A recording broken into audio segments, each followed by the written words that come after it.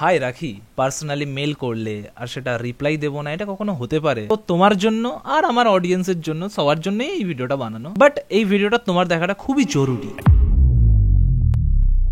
আমার কোনো রোস্টার পছন্দ না, ভালো লাগে তো দূরের কথা, আমি তো সামনেও দেখতে চাই না আমার কখনো রোস্টার। এই কথাটা মানে এই কথাটাও যদি কেউ বলে না আমি একদম রোস্ট ভিডিও বানাই, আমার হাট এখান থেকে।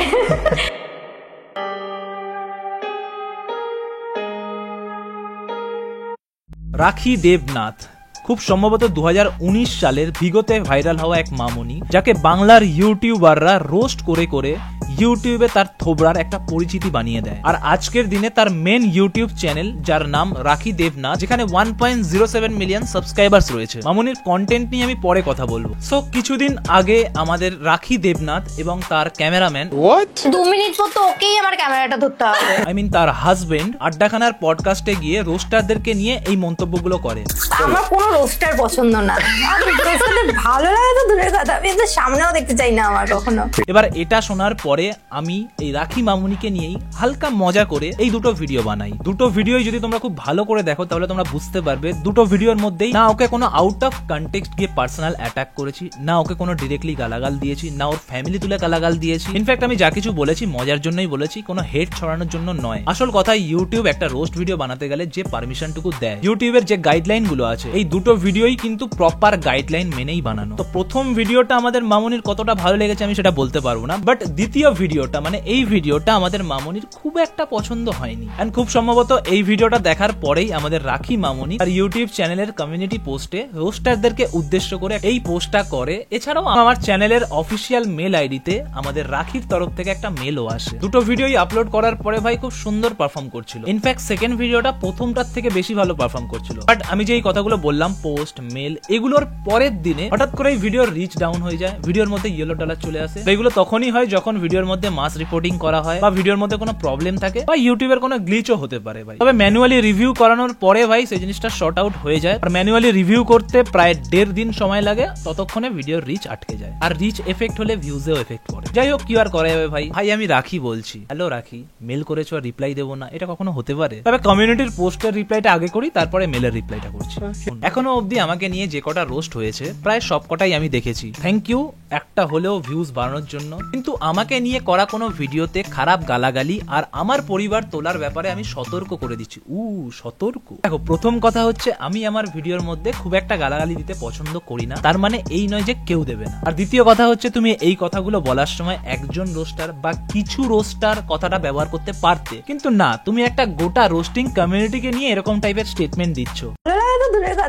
সামনেও দেখতে চাই না আমার কখনো। একটা গোটা প্রফেশনকে ছোট করে কথা বলছো, তার উপরে আবার এটাও বলছো যে সে যত ভালোই রোস্ট করুক না কেন, কোন রোস্টারকেই পছন্দ করি না, সে যত ভালোই রোস্ট করুক না কেন। প্রত্যেকটা রোস্টারের সেন্টিমেন্টকে আঘাত করে তুমি এরকম মন্তব্য করছো। এই কথাটাও যদি কেউ বলে না আমি একদম রোস্ট ভিডিও বানাই, আমার হাট এখান থেকে। আর শুধুমাত্র রোস্টারদের সেন্টিমেন্ট নয়, রোস্ট ভিডিও দেখা অডিয়েন্সদের, যাদের প্রিয় কোনো ইউটিউবারও একজন রোস্টার, তাদের সেন্টিমেন্টকে আঘাত করেও তুমি এই কথাটা বলছো। তো তোমার কি মনে হয় এরপরে তোমাকে সব রোস্টার ফুল চন্দন দিয়ে পুজো করবে? আসলে তুমি কি করেছো সেটা তুমি নিজে বুঝতে পারছো না। আমি একটা এক্সাম্পল দিয়ে তোমাকে বোঝাচ্ছি। ধরে নাও তোমার এই যে ক্যামেরাম্যান, তোমার যে বর, সে হলো একজন গে।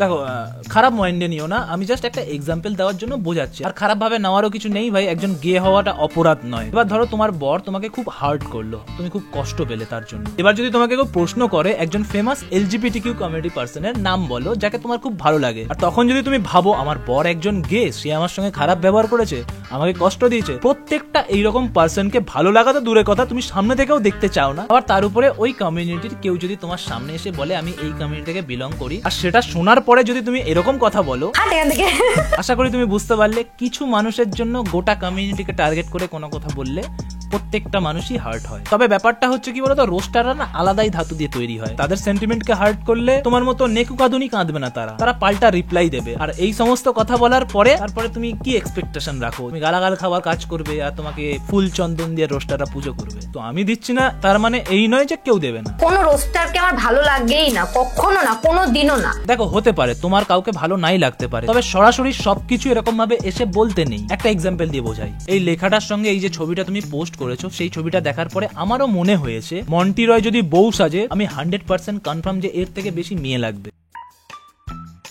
এবার এটা আমার মনের কথা, আমি যদি এবারে সরাসরি এসে তোমাকে বলি জিনিসটা তোমার খারাপ লাগবে। যারা সার্কাজম বোঝে তারা এতক্ষণে হয়তো হাসছো, বাট প্লিজ ভাই হেসো না, আমি জাস্ট একটা এক্সাম্পল দিয়ে বোঝানোর চেষ্টা করছিলাম ব্যাপারটা। আচ্ছা সবসময় তোমার খারাপ লাগা ভালো লাগাটা ইন্টারনেটে এসে সবার সামনে বলতে নেই। রোস্ট মানে গালাগালি আর বাজে মিম লাগানো না, এইটা মনে হয় সব রোস্টার স্পেলিং। ওকে, সব রোস্টাররাই জানো। দেখো সোনা, সব রোস্টাররা না জানলেও যাদের পেটে একটু বিদ্যে আছে তারা জানে যে রোস্ট ভিডিও মানেটা কি। বাট সোনা, তুমি এরকম পাল্টিবাজি কথাবার্তা কেন বলছো? সেদিন আগেও তো তুমি ভিডিওর মধ্যে বললে। আমি এখন বুঝে গেছি রোস্ট যারা করে তারা হচ্ছে পার্সোনাল অ্যাটাক করে, বাবা মা তুলে গালাগালি দেয়, তো এইটা এখন রোস্টের মধ্যে পড়ে গেছে। আবার আজকে বলছে রোস্ট মানে গালাগালি আর বাজে মিম লাগানো না, এই জন্যই আমি তোমাকে দোগলাবাজ বলেছিলাম। আর এটা কিন্তু পার্সোনাল অ্যাটাক নয়, আমি জাস্ট মজার জন্য বলেছিলাম যে আমি পার্সোনাল অ্যাটাক করছি, বেশ করেছি, বাট পার্সোনাল অ্যাটাক নয় কিন্তু এটা। কোনো চোর চুরি করার পরে যদি সেটা প্রমাণিত হয় সে চুরি করেছে, তাহলে তাকে চোর বলাটা কোনো পার্সোনাল অ্যাটাক নয়। তেমনই তুমি দোগলাবাজি কথাবার্তা বলছো, সেটা আমি প্রুফ করেও দেখিয়েছি, তার জন্য তোমাকে দোগলাবাজ বলা হচ্ছে, বুঝেছো?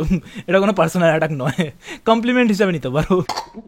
তুমি যে কতটা দোগলাবাজ সেটার জন্য একটা হেভি প্রুফ পেয়েছি আমি। কোনো রোস্টারকে আমার ভালো লাগেই না, কখনো না, কোনো দিনও না। বাট কি বলতো ভাই, ভিডিও দেখতে দেখতে না আমাদের সামনে অনেক কিছু চলে আসে, তো সেখান থেকে একটা জিনিস দেখাচ্ছি কতটা দোগলাবাজি কথাবার্তা বলছে। দেখো, একটা সময় ছিল যেই সময় ওই 1-2 মাস আমাকে নিয়ে প্রচন্ড ট্রোল হয়েছে, মানে এত পরিমাণে ট্রোল হয়েছে, আর সেগুলো আমি একদম নিতে পারছিলাম না। তখন আমার সৌরভের সাথে আলাপ হয়, দ্য ডার্টি গায়, ও আমাকে খুব মেন্টালি সাপোর্ট করে, হেল্প করে, যে ও বলে যে দেখো এগুলো কোনো ব্যাপার না, আমি সবার সাথে কথা বলছি, খুব সাপোর্ট করে।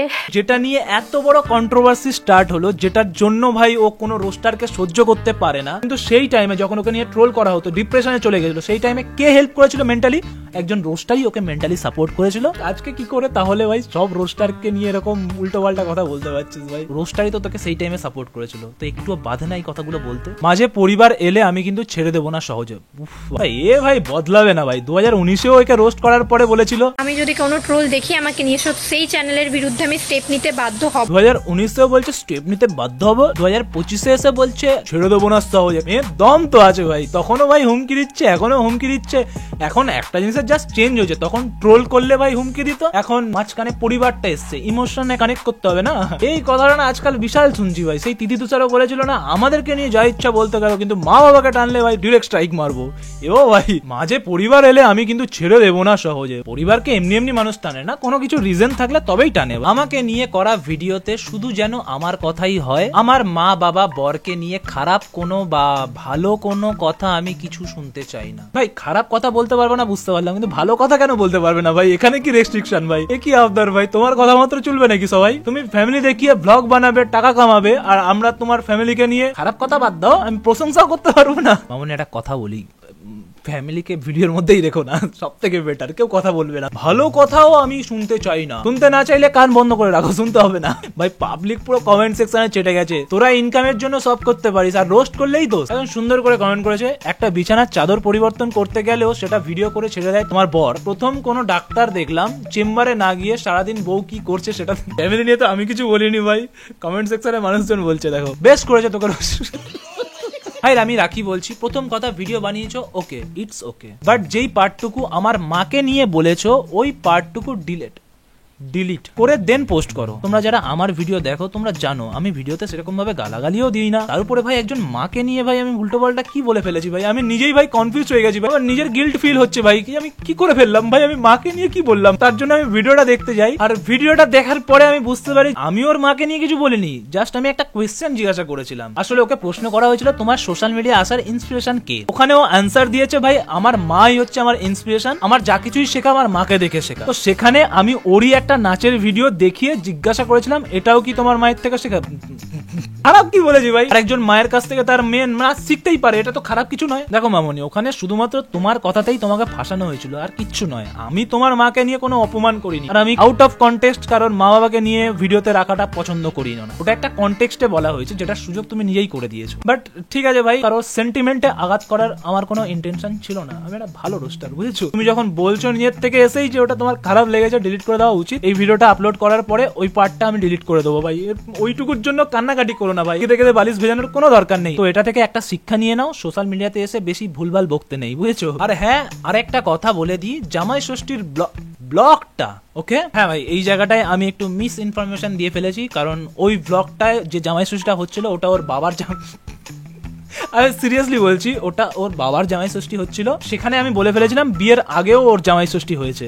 বাট ভাই আমি বুঝবো কি করে বলো, যদি জামাই ষষ্ঠীর দিনে ভাই বয়ফ্রেন্ড বাড়িতে থাকে, আবার যখন তাকে ব্লগে নেওয়া হচ্ছে তখন সে যদি বলে যে আমাকে ব্লগে নিও না, তাহলে আমি কি করে বুঝবো বলো যে জামাই ষষ্ঠীটা ওর হচ্ছে কি হচ্ছে না। আর একটা মেয়ে তার বাবার জামাই ষষ্ঠী দেবে, আমি তো জীবনে কোনোদিনও শুনিনি ভাই। এই তো লেটেস্ট নিউজ। যাই হোক, পুরো ব্লগটা না দেখে আমি মিস ইনফরমেশন দিয়ে ফেলেছি, তো আমি এগ্রি করছি it was my mistake and I am so sorry. যদি তোমার মনে হয় আমার ওই পার্টটা ডিলিট করার দরকার তো আমাকে মেসেজ করতে পারো, আমি ডিলিট করে দেবো। দেখো ভুল মানুষ মাত্রই হয়, তো আমিও মেনে নিচ্ছি ভাই, ভুল হয়েছে আমার দ্বারা। তুমি খুব ভালো একটা মানুষ।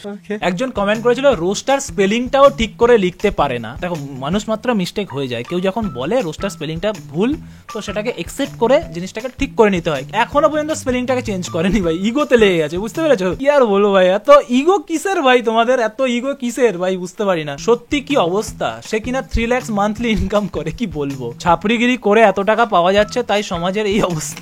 সেখানে আমাদের মামনি কমেন্ট করেছে, হ্যাঁ তাই তো, চুরি তো করিনি বা কোনো খারাপ কাজও করিনি, কারোর নামে খারাপও বলিনি। আচ্ছা তুমি কারোর নামে খারাপ বলনি, মাখা কাকুর ভিডিওতে গিয়ে তাহলে কেন বলছিলি? তোমরা আসো খাও, বাট একটুখানি বলবো তোমরা আসলে বুঝতে পারবে ওর ব্যবহার কিরকম।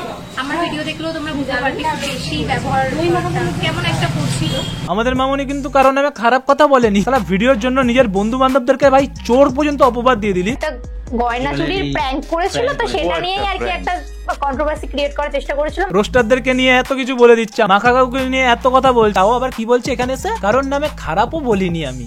সতী সাজ্জ তুমি এখন, হ্যাঁ সতী। আরেকটা জিনিস দেখা, রোস্টাররা এমন না যে তোমার লাইফের ওই খারাপটাই তুলে ধরে, তুমি যদি ভালো কিছু করো সেটা কিন্তু দেখাবে খারাপ না। কাজ তো তাহলে তুই মানছিস যে তুইও খারাপ কাজ করেছিস, তার জন্যই সেটা রোস্টাররা তুলে ধরেছে। আর এখানে কমেন্ট সেকশনে লোককে গিয়ে বলতে লজ্জা লাগে না খারাপ তো কিছু করিনি, রোস্টাররা শুধু খারাপটাই তুলে ধরে। আরে ভাই কেনা কে চাতে हो, খারাপ তো কিছু করিনি আর কারোর নামে খারাপ কথাও বলিনি। চল ভাই আমি একবারের জন্য মেনে নিচ্ছি তুই কোনো খারাপ কাজ করিসনি, তুই একেবারে ধোয়া তুলসী পাতা, একেবারে সতী সাবিত্রী। দুনিয়ার যত পাপ কাজ যত খারাপ কাজ সব করেছে রোস্টাররা, ইনক্লুডিং মি। আর আমাদের মতো খারাপ মানুষরা মানুষকে এন্টারটেনমেন্ট করা থেকে শুরু করে সমাজে কিছু অবদানও দিয়েছে।